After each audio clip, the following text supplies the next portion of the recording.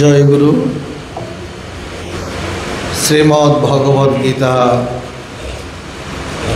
সপ্তদশ অধ্যায় শ্রদ্ধাত্রয় বিভাগ যোগ।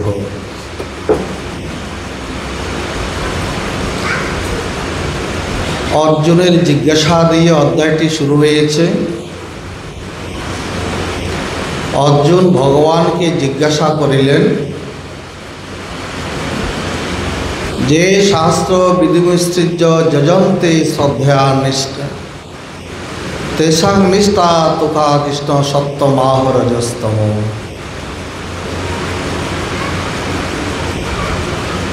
যারা শ্রদ্ধা সহিত শাস্ত্রবিধি না জেনেও ভগবানের উপাসনা করে তাদের এই শ্রদ্ধা কিরূপ? অর্জুনের এই জিজ্ঞাসা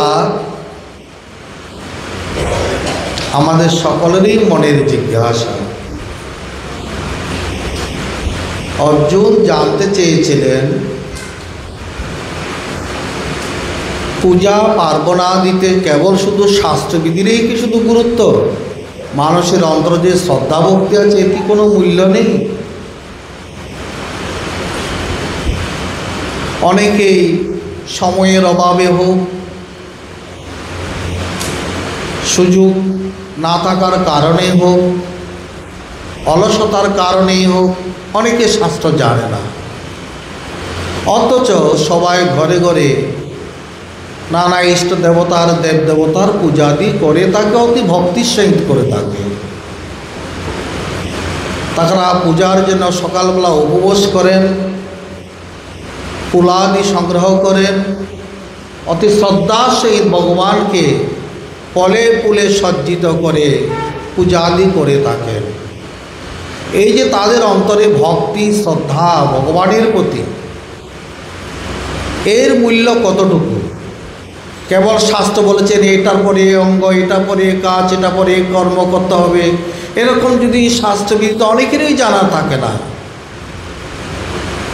তাই অর্জুন জিজ্ঞাসা করিলেন যে শাস্ত্র বিধিবিসৃজ্য, যারা শাস্ত্রবিধিকে না জেনে ভগবানের উপাসনা করে থাকে তাদের এই শ্রদ্ধাটাকে কোন পর্যায়ে রাখা হয়?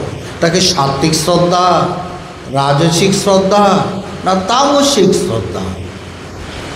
প্রশ্নটা অতি সঠিক। সকলেরই মনের কথা, সকলেই তো শাস্ত্রবিধি জানে না। আমাদের সনাতন ধর্মের 99% লোক শাস্ত্র না জানলে বললেই হয়। কেবল গুটি কতক পণ্ডিত, ব্রাহ্মণ, সাধু, বৈষ্ণব এই সমাজ এরাই কেবল শাস্ত্র চর্চা করে, শাস্ত্র জেনে সেভাবে ভগবানের উপাসনা করে থাকেন। কিন্তু ঘরে ঘরে মায়েরা যে পূজা করেন, বাবারা যে পূজা করেন, সকালে যে যার যার কর্মস্থলে যাওয়া সব ভগবানকে ধূপ ধুনা জ্বালিয়ে আরতি করে প্রণাম করে যান, এর কি কোনো মূল্য নেই? এটাই হলো অর্জুনের জিজ্ঞাসা, সকলের মনের জিজ্ঞাসা। ভগবান কি বলছেন? ত্রিভেদা ভবতি শ্রদ্ধা দেহিনাংসা স্বভাবজা, দেহিনাংসা স্বভাবজা। স্বভাবত 3 প্রকারের শ্রদ্ধা দেখা যায়। স্বভাবত এই কথাটার প্রতি একটু ধ্যান দিতে হবে। স্বভাবজ কীরকম?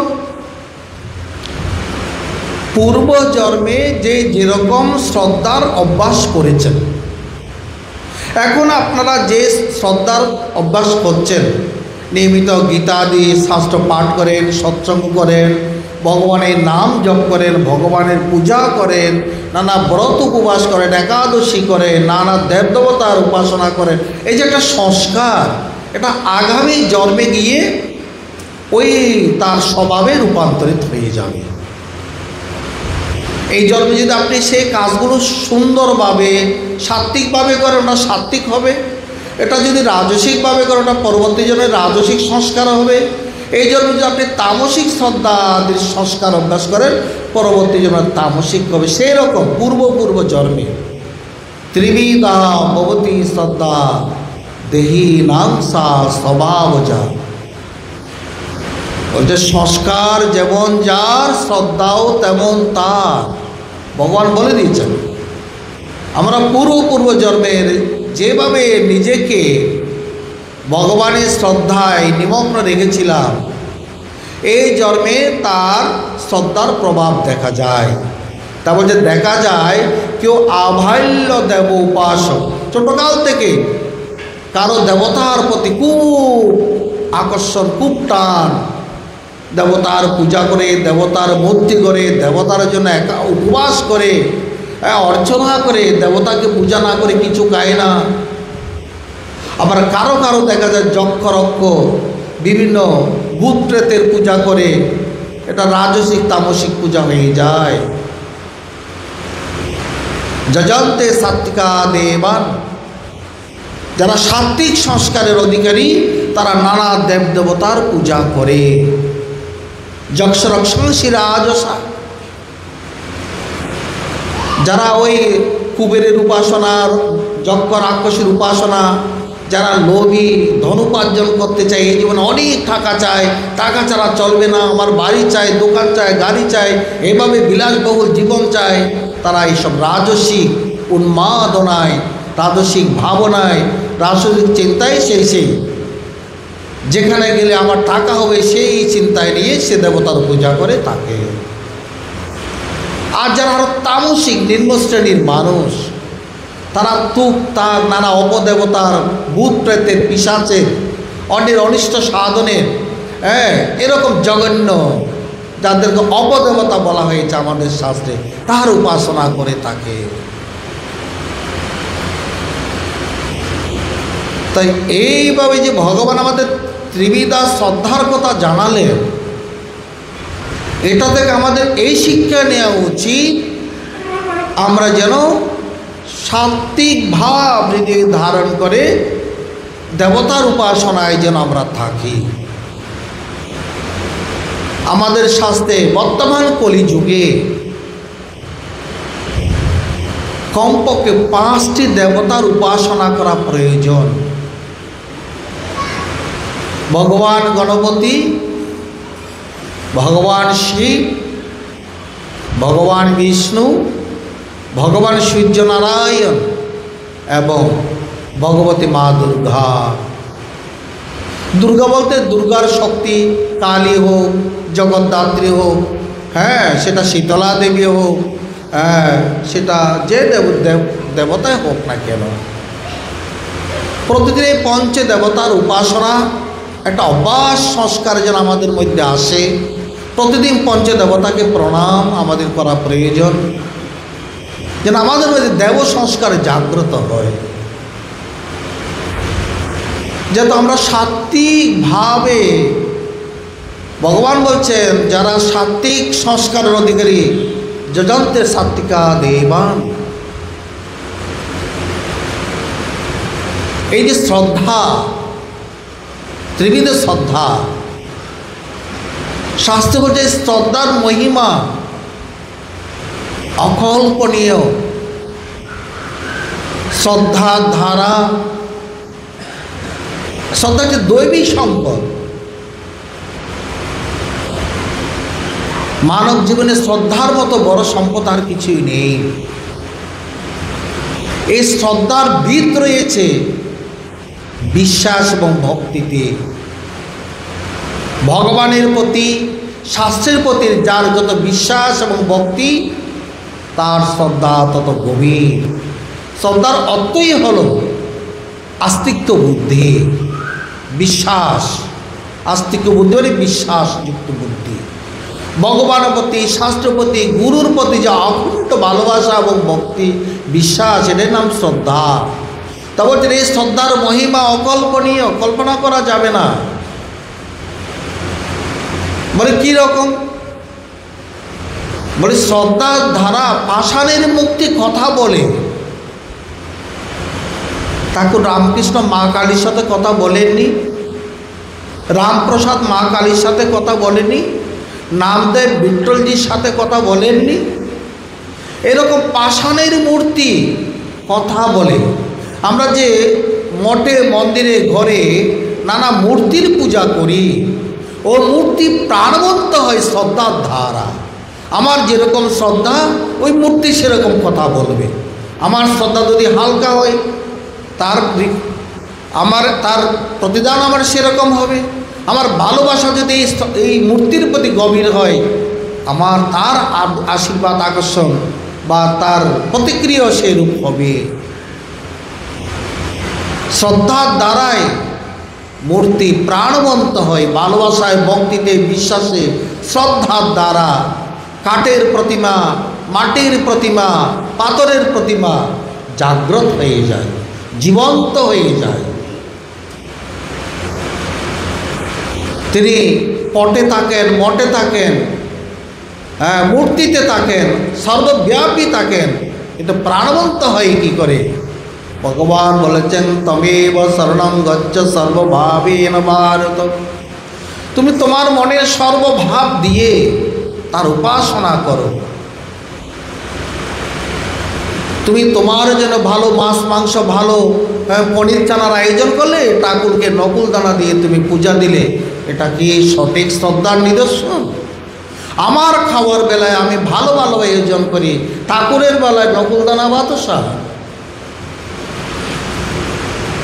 ঘরে একটা অতিথি আসলে তাকে তো আমরা ভালো আপ্যায়ন করি, কিন্তু ঠাকুর করে যে ঠাকুর আছেন, যে ফলটা একটু দাগ লেগে গেছে ওটা আগে ঠাকুরকে দিয়ে দাও, বিদায় করো, ফলটা চলে যাও, ভালো ফলটা আমাদের জন্য রেখে দাও। অধিকাংশ ফ্যামিলিতে এটা দেখা যায়, আম যেটা একটু পোকা লেগেছে ভালো সাইডটা দিয়ে পোকা সাইডটা দেয় না। ও পোকাযুক্ত আম, পচাযুক্ত কলা, পচা আপেল যেটা ভালো, ওই পচাটা বাদ দিয়ে ভালোটা দিচ্ছে, ভালোটা দিচ্ছি তো, খারাপটা তো দিচ্ছি না, সেটাকে আপনি খাবেন। একটা মালা দিয়ে 5 দিন ধরে গলায় ঝুলিয়ে রাখলাম, এটাকে শ্রদ্ধার নিদর্শন? দেবতা প্রাণবন্ত হয়ে ভালোবাসায়, ভক্তিতে, শ্রদ্ধায়। ওই শ্রদ্ধার দ্বারা পশু পাখি কথা বলে। আমাদের সনাতন সাহিত্যে তার বুড়ি বুড়ি দৃষ্টান্ত। যখন বালক সত্যকাম গুরুগৃহে ছিলেন, গুরু সেবা করছিলেন, যখন তাকে মাঠে পাঠিয়েছিল গরু চড়ানোর জন্য 200 গরু নিয়ে, তখন তার এই গুরুর প্রতি ভালোবাসার, গুরুবাক্য পালনের জন্য তিনি বছরের পর মাঠের মধ্যে কাটিয়েছেন। 1000 গরু পূর্ণ না হলে তিনি গুরুগৃহে ফিরবেন না, এটা ছিল গুরুর আদেশ। ওই 1000 গরু পূর্ণ হওয়ার পথে তার সঙ্গে বৃষ, হংস, পানকরি এরা কথা বলেছেন, ব্রহ্মজ্ঞান দিয়েছেন। কাকে? সত্যকামকে। অগ্নিদেবতা কথা বলেছেন, এসে ব্রহ্মজ্ঞান দিয়েছেন। তার শিষ্য উপকৌশলকে শ্রদ্ধার দ্বারা অগ্নিদেবতা প্রকটিত হয়ে তাকে জ্ঞান দান করেছিলেন। এই হলো শ্রদ্ধার নিদর্শন। পশু পাখি কথা বলে, সকলের মধ্যে ভগবানের সত্তা আছে। আমার ভালোবাসা, শ্রদ্ধা যেমন আমার সঙ্গে সকলে ব্যবহার করবে তেমন। আর কি হয় ভালো? শ্রদ্ধার দ্বারা, বলে শ্রদ্ধার দ্বারা গুরু শক্তি সঞ্চারিত হয়, যে গুরু বাক্য পালনে অটুট থাকে। যুগে যুগে আমাদের সনাতন সাহিত্যে সে মহাভারতের যুগ থেকে আমরা দেখছি, আয়ুধ ধর্মর যে শিষ্য আদি ছিলেন, আরণী, উপমন্যু, বেদ, উতাঙ্ক, সত্যকাম, আজঙ্করের শিষ্য গিরি, তটকা আচার্য, এদের মধ্যে গুরু শক্তি সঞ্চারিত হয়েছে। যমুনাচার্য গুরুভক্তির ফলে, গুরু শ্রদ্ধার ফলে তাদের মধ্যে গুরু শক্তি সঞ্চারিত হয়ে তাদের জীবনকে পূর্ণময় রূপে বিকশিত করেছিলেন। এই হলো শ্রদ্ধার মহিমা। তাই আজকে ভগবান বলে, শ্রদ্ধা না থাকিলে পার্থ সকলই বিফল। অর্থাৎ তোমার এই মানব জীবনে বিফল, তোমার ইহকাল বিফল, পরকালে বিফল। তোমার নাই ইহকালে গতি, নাই পরকালেও গতি। তাই ঋষিগণ প্রতিদিন প্রাতে শ্রদ্ধাকে, দেবীকে প্রার্থনা করতেন, হে দেবী তুমি আমাকে শ্রদ্ধাময় করো। মধ্যাহ্নে করে, হে দেবী তুমি আমাকে শ্রদ্ধাময় করো। সূর্যাস্তের সময় সায়ান্নে শ্রদ্ধা দেবীর কাছে প্রার্থনা, হে দেবী আমাকে তুমি শ্রদ্ধাময়ী করো। যার শ্রদ্ধার গভীরতা যত বেশি, ভগবানের আশীর্বাদ তার কাছে সেই রূপেই হয়ে থাকে। এমনই শ্রদ্ধার মহিমা। এ তো গেল স্বভাবজ শ্রদ্ধা, অর্থাৎ স্বভাবজ শ্রদ্ধা তো বললাম যে আমি এই জন্মে যা অভ্যাস করছি পরবর্তী জন্মে সেটা সংস্কার রূপে থাকবে। এই স্বভাবজ সাত্ত্বিক, রাজসিক, তামসিক এই ত্রিবিধ যে শ্রদ্ধার কথা বললেন, এই শ্রদ্ধার থেকে কিন্তু প্রকৃত আত্মকল্যাণ হয় না। বলে এটা কীরকম কথা? এটা তো আমার স্বভাবজ শ্রদ্ধা, শাস্ত্রজ শ্রদ্ধা নয়। শাস্ত্র আমাকে কি করতে বলেছেন, শাস্ত্রকে বিশ্বাস করে জীবনযাপন করে আমাকে জীবন কিভাবে পরিচালনা করতে বলেছেন, এই শাস্ত্র কথা শুনে শাস্ত্রের মর্মজ্ঞ সদ গুরু সন্নিধানে কার্যাকার্য জানি কর্ম করমন প্রাণে, এটা হচ্ছে ষোড়শোধ্যায়ের শেষ কথা। সেই জন্য আজ সপ্তদশ অধ্যায়ে এই শাস্ত্রবিধি লঙ্ঘন করার কিভাবে শ্রদ্ধা হয় বা কীরকম শ্রদ্ধা হয় এটা জিজ্ঞাসাটা এই জন্যই এসেছে। যাদের শাস্ত্র যে শ্রদ্ধা হয়, এই শাস্ত্র যে শ্রদ্ধা থেকে কি হয়, মনুষ্যবোধের জাগরণ হয়, বিবেক জাগ্রত হয়, বৈরাগ্য জাগ্রত হয়, ঈশ্বরকে জানার ইচ্ছা হয়, জীবনের মুক্তি লাভের ইচ্ছা হয়, মুমুক্ষুতা এটা জন্মে। তাই ভগবান বলেছেন মনুষ্যত্ব, মুমুক্ষত্ব, মহাপুরুষ সংশ্রয় এগুলো দেবতার কৃপা হয়। আমি যদি দেবতার পূজার সংস্কারে থাকি, এই দেবতার পূজা আমাকে ওই শাস্ত্রত শ্রদ্ধার প্রতি নিয়ে যাবে। এই জন্য 3 প্রকার শ্রদ্ধার থেকে আমাদের সাত্ত্বিক শ্রদ্ধা শ্রেষ্ঠ। সৎসঙ্গের প্রভাবে, সদ্গুরুর কৃপাতে কেহ যদি শাস্ত্রবিধি অনুসারে নিষ্কামভাবে দেব পূজা করে, তখন তার আত্মকল্যাণ আস্তে আস্তে শুরু হয়ে যায়। তার অন্তর শুদ্ধ হয়, চিত্ত শুদ্ধ হয়, কামনা বাসনা তার অন্তর থেকে ত্যাগ হয়, অহংকার অভিমান ত্যাগ হয়, কামাদি ক্রোধাদি লোভাদি যে রিপু আছে এগুলোর প্রভাব আস্তে আস্তে কমতে থাকে। সে সুন্দর মানব জীবন তার গঠিত হয়, তার অন্তরে জাগ্রত হয় আমি কে, জগৎ কি, কাকে বলা হয় নিত্য, কাকে অনিত্য, আমি কেন পৃথিবীতে এসেছি, এই মানব জীবনের কর্তব্য কি, মানব জীবনের গন্তব্য কি, মানব জীবনে প্রাপ্তব্য কি। এই জন্য আমি আমার অন্তরকে তৈরি করেছি কিনা, আমি সৎসঙ্গ করছি কিনা, সদ্গ্রন্থ পাঠ করছি কিনা, সত্য কথা বলছি কিনা, সংযম করছি কিনা, সাধনা করছি কিনা, স্বাধ্যায় করছি কিনা, গুরুজনের সেবা করছি কিনা, তখন তার মধ্যে বিবেক জাগ্রত হয়ে তাকে নানা প্রশ্নের সম্মুখীন করে সে সত্যিকারের মানুষ হয়, তার বিবেক জাগ্রত হয়, মনুষ্যত্ববোধের জাগরণ হয়, বিবেক জাগ্রত হয়, বৈরাগ্য জাগ্রত হয়, তখন তারা মুক্তি লাভের সন্ধান করে। মূলে শ্রদ্ধা।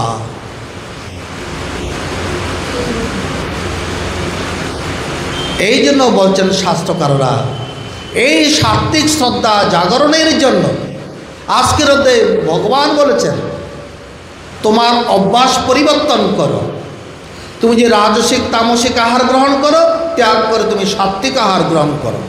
সাত্ত্বিক আহার, সাত্ত্বিক তপস্যা করো, সাত্ত্বিক দান করো, সাত্ত্বিক তুমি যজ্ঞ করো।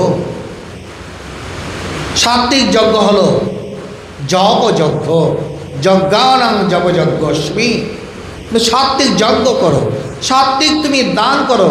অহংকার না রেখে তুমি প্রত্যেকের মধ্যে ভগবানকে দেখে মনে করছো, তুমি কাউকে দান করছো দাতার ভূমিকায় না দেখে তুমি সেখানে ভগবত বোধে সেবা করো। দান তখন সাত্ত্বিক হবে। আমি কাউকে কিছু দিলাম এটা যেন মনে না আসে, আমি কোত্থেকে দেব? পৃথিবী থেকে আমি কি কিছু নিয়ে এসেছি?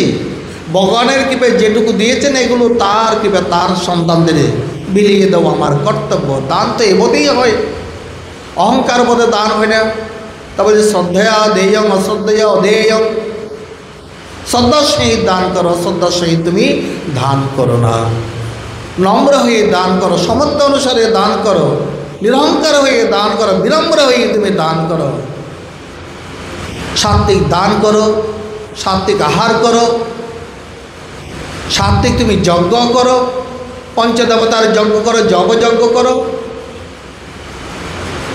তাহলে তোমার অন্তর সাত্বিক হবে, সাত্বিক ভাবনা উদয় হবে, সাত্বিক শ্রদ্ধা উদয় হবে। এই সাত্বিক শ্রদ্ধা উদয়ের ফলে ভগবানের প্রতি আকর্ষণ অনুভব হবে, দেব কৃপা হবে, গুরু কৃপা হবে, শাস্ত্র কৃপা হবে। কারণ অন্তর সাত্বিক হওয়ার ফলে তখন সে দেবতাকে অনুভব করতে পারবে, গুরুকে অনুভব করতে পারবে, নিয়মিত শাস্ত্র চর্চা করবে। এমনও মানুষ আছে এই কলিযুগে যারা গীতা পাঠও করে না, গীতা পাঠের সংস্কারও তাদের নেই, নিয়মিত ঘরে গীতা পাঠের সংস্কার নেই। অথচ ভগবান বলছেন যারা নিয়মিত আমার এই গীতা অর্চনা করে, গীতা শ্রবণ করে, গীতা পাঠ করে, তাদের মতো প্রিয় আর কেউ নেই। তারা জ্ঞানযজ্ঞে আমাকে পূজা করে। তা আমাদের এই গীতা পাঠের শ্রদ্ধা আমাদের জাগাতে হবে। এই গীতা পাঠ থেকে আমরা বুঝতে পারছি শ্রদ্ধা কাকে বলে। এই দান যজ্ঞ তপস্যা করার সময় ভগবান সকলের জন্য একটি মন্ত্র প্রদান করেছেন, ওম তৎসৎ নির্দেশ ব্রহ্মণ ত্রিবিধ স্মৃত। এই ওম তৎসৎ মন্ত্র দিয়ে তোমার সকল কার্য তুমি শুরু করো এবং সকল কার্য সম্পন্ন করো। কেননা এই তিনটি ব্রহ্মের শক্তি, ব্রহ্মস্বরূপ। এই শক্তি স্বরূপের প্রভাবে তোমার যে কোনো সাত্বিক কর্মের মধ্যে যদি কোনো দোষ থাকে, নানা কর্ম আমরা দান করতে গেলেও সেখানে মনে অনেক প্রকার দোষ উপস্থিত হয়, আহার করতে গেলে উপস্থিত হয়, কাউকে দান করতে গেলে উপস্থিত হয়, যজ্ঞ করতে গেলেও দোষ উপস্থিত হয়, তপস্যা করতে গেলে সেখানে নানা দোষ উপস্থিত হয়। এই যে বৈগুণ্য দোষ, সেখানে হাই উঠে, অলসতা জাগে, নানা চিন্তা মাথার মধ্যে আসে, এই দোষগুলো চলে যায় ওম তৎসৎ মন্ত্রের প্রভাবে। তাই তুমি দান করো, যজ্ঞ করো, তপস্যা করো, ওম তৎসৎ মন্ত্র বলে আমাকে তুমি সমর্পণ করো। ভগবান বলছেন ওম তৎসৎ নির্দেশ ব্রহ্মণ ত্রিবিধ স্নেহিত। সেই দিক দিয়ে দেখতে গেলে গীতার সপ্তদশ অধ্যায় প্রথমে আমাদের পড়া উচিত, কেননা এটা আমাকে প্র্যাকটিক্যাল জীবন শুরু করায়। অনেকে গীতা পড়ে বাস চলে গেলাম, গীতায় কি লেখা আছে না আছে জানার দরকার নেই, গীতা পড়তে গুরু বলেছেন গীতা পাঠ করে চলে গেলাম। কিন্তু আজকের অধ্যায়ে মানব জীবন প্র্যাকটিক্যালভাবে কীভাবে শুরু করতে হয় তার প্রত্যেকটি প্রক্রিয়া জানিয়েছেন। কি করতে হবে আপনাকে? আপনি সাত্বিক আহারের ব্যবস্থা করুন, সাত্বিক যজ্ঞের ব্যবস্থা করুন, সাত্বিক দানের ব্যবস্থা করুন, সাত্বিক তপস্যা করুন। সে তপস্যার কথা, দানের কথা গতকাল এখানে আলোচনাতে বলা হয়েছে। এগুলো এই জন্য মানব জীবনে শ্রদ্ধার শক্তি অপরিসীম। শ্রদ্ধা এমনই শক্তি বৈকুণ্ঠের ভগবানকে মর্ত্যলোকে নিয়ে আসে। আমরা যারা মনে করি বৈকুণ্ঠে ভগবান বসে আছেন, কৈলাসে শিবজি বসে আছেন, সে শ্রদ্ধায় থেকে যদি এখানে যদি আমরা তাকে মনে প্রাণে ডাকতে থাকি, গুরু বাক্য অনুসারে যদি সাধনায় যদি চালিয়ে থাকি, সে বৈকুণ্ঠের ভগবান এখানে আসবে। সে শ্রদ্ধার যে কত বড় শক্তি একটি দৃষ্টান্ত পরাণ চাষার কাহিনী। ব্যক্তির নাম পরাণ, কাজ করেন চাষের কাজ, তার নাম হলো পরাণ চাষা। তিনি মাঠে চাষ করার সময় দেখতে পেলেন পার্শ্ববর্তী গ্রামে এক অট্টালিকার বাড়িতে এক বিশাল উৎসব চলছে। মানে দেখছেন আর উৎসবের রূপরেখা, অনেক ভদ্রলোক ভালো শার্ট প্যান্ট পরে, পোশাক পরিচ্ছদ পরে আনাগোনা করছেন, অনেক লোকের জমায়েত করছে, যাওয়া আসা করছে, হই হই রই রব পড়ে গেছেন। পরাণ চাষা জিজ্ঞাসা করে জানতে পারলেন এই বাড়িতে কি হচ্ছে। বলে এই বাড়িতে আজ গুরুদেব আসবেন, তাই এখানে গুরুভক্তগণ আসছেন। ও, এই বাড়িতে গুরুদেব আসবেন, তাই গুরুদেবের যারা শিষ্য ভক্ত আসছেন তারা সবাই আসছেন। গুরুদেব আসলেন, সেখানে পরাণ চাষার মতো দীনদরিদ্র গরিবের যাওয়ার কোনো সুযোগই নেই। বড় বড় লোকের এমন ব্যস্ততা, সে মনে মনে ভাবছে গুরুদেব এটা কীরকম, গুরুদেব কি করেন। তখন আশেপাশে দু একজনকে জিজ্ঞাসা করছেন, বলে গুরুদেব হচ্ছেন ধর্মের উপদেষ্টা, ধর্মগুরু, যার কথা শ্রবণে মন তৃপ্ত হয়,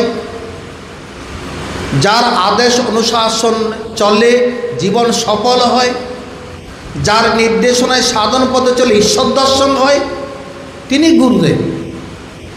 বলে আমার জীবনের কল্যাণ কী করে হবে সেটাকে তিনি বলে দেবেন।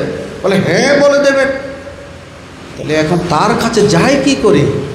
এখানে এমন লোকের আনাগোনা, এত ভক্তের সমাবেশ, আমাদের মতো গরিব মানুষ যাওয়ার তো কোনো উপায় নেই। মনে মনে ভাবছে, আর ওদিকে উৎসব চলছে, একদিন দুই দিন চলছে। পরাণ চাষা প্রতিদিন মাথায় বীজের বস্তা নিয়ে, হাতে লাঙল নিয়ে, গরু নিয়ে মাঠে আসে, চাষ করে চলে যায়।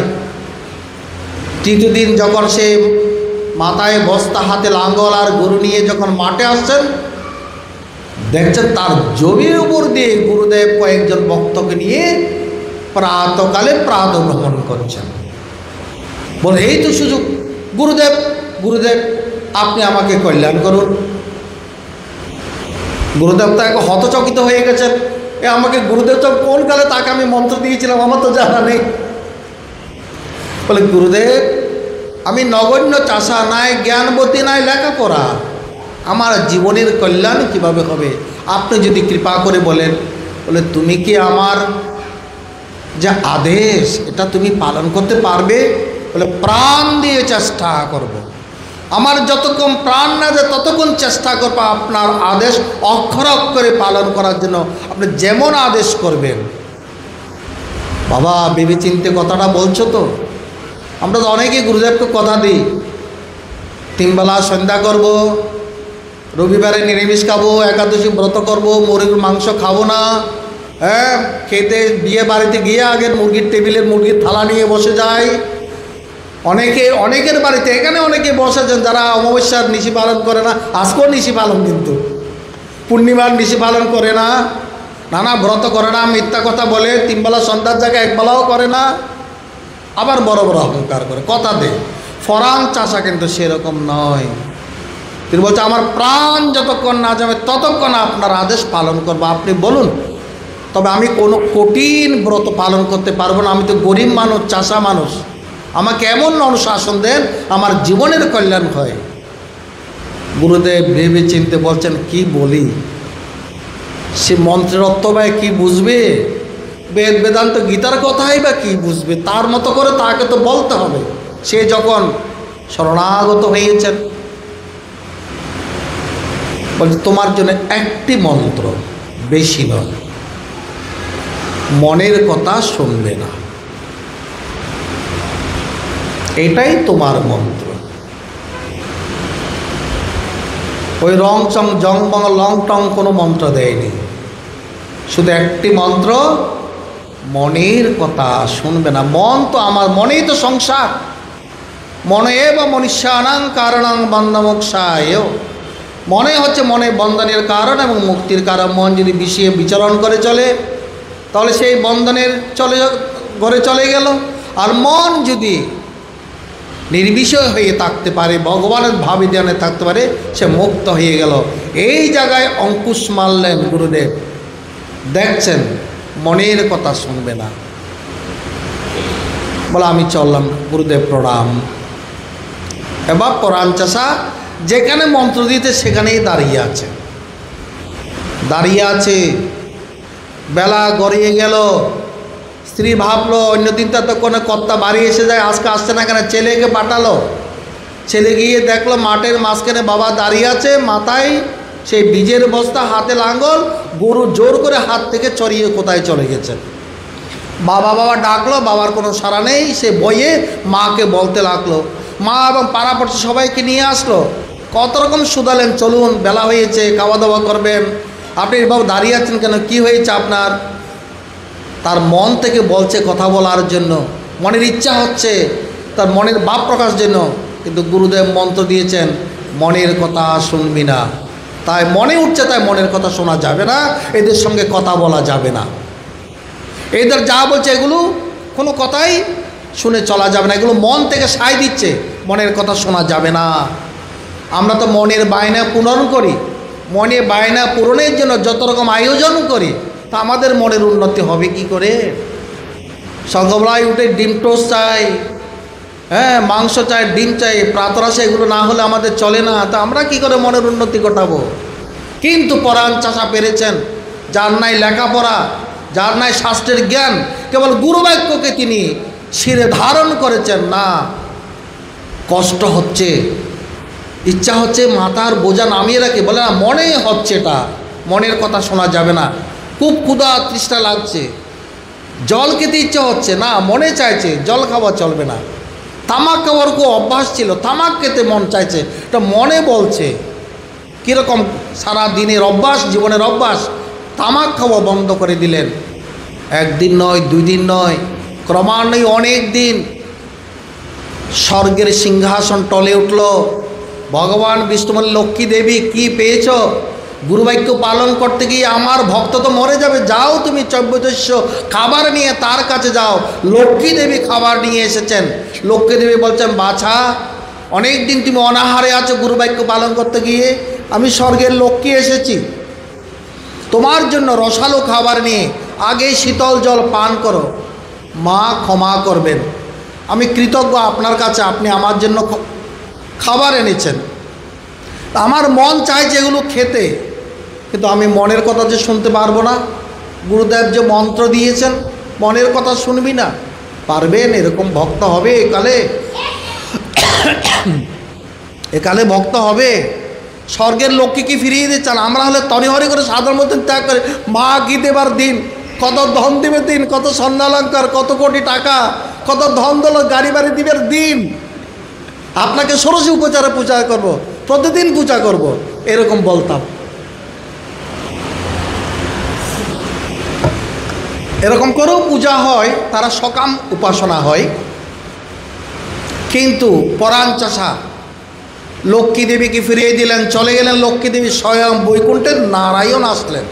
শ্রদ্ধার কি শক্তি! বৈকুণ্ঠের প্রভু মধ্যে চলে আসলেন, বলে আমি স্বয়ং নারায়ণ, শঙ্খ চক্র গদা পদ্মধারী রূপে তিনি দর্শন দিলেন। প্রভু আমাকে ধন্য করেছেন দর্শন দিয়ে। তখন প্রভু বলছেন, তাহলে আমার কথা শোনো, খাবারগুলো গ্রহণ করো, তোমার প্রাণ তো স্থাগত, কিছুক্ষণের মধ্যে চলে যাবে। বলে না প্রভু, আমার মন চাইছে খেতে। গুরু যে বারণ করেছে মনের কথা শুনবি না, আমি মনের কথা শুনবো না। বলে গুরুর কথা শুনবে তো? বলে হ্যাঁ গুরুর কথা শুনবো। তখন প্রভু নারায়ণ যেখানে গুরু আছে সেখান থেকে মুহূর্তের মধ্যে দিব্য শক্তি গুরুকে হাজির করলেন ওই ভক্তের সম্মুখে। বলে কি মন্ত্র দিয়েছ? ভক্তের তো প্রাণ যায়। গুরু এসে বলছেন, বাছা হ্যাঁ গুরুদেব ঠিক আছে, তোমার এই কঠিনতা ত্যাগ করো, মাথার বস্তা নামাও, বসো, শীতল জলে স্নান করো, প্রভুর আনিত প্রসাদ গ্রহণ করো। করেছেন। গুরুদেব বলছেন, তোমার মতো শিষ্য পেয়ে জীবন আমার ধন্য হলো। বৈকুণ্ঠের লক্ষ্মী নারায়ণকে আমার জীবনে দর্শন হলো। এরই নাম শ্রদ্ধা। এই শ্রদ্ধার দ্বারা বৈকুণ্ঠের নারায়ণ মর্ত্যলোকে আসে। সে বলছেন শ্রদ্ধার শক্তি অপরিসীম, শ্রদ্ধা বীর্য স্মৃতি সমাধি প্রজ্ঞা পূর্বকিত রেশাম। শাস্ত্র বলছেন তোমার এই শ্রদ্ধা হইতে ভগবানের প্রতি প্রবল উৎসাহ উদ্দীপনা জাগে, স্মৃতি আত্মস্মৃতি জাগ্রত হয়, জ্ঞান লাভ হয়, প্রজ্ঞা লাভ হয়, সমাধি লাভ হয়, সে মুক্ত পুরুষ হয়ে যায়। শ্রদ্ধারই এমন মহিমা। তা বলছেন শ্রদ্ধা না থাকলে পার্থ সকলই বিফল, শ্রদ্ধা থাকলে জীবনের পথপথে সফল। ওম তৎসৎ। জয় গুরু।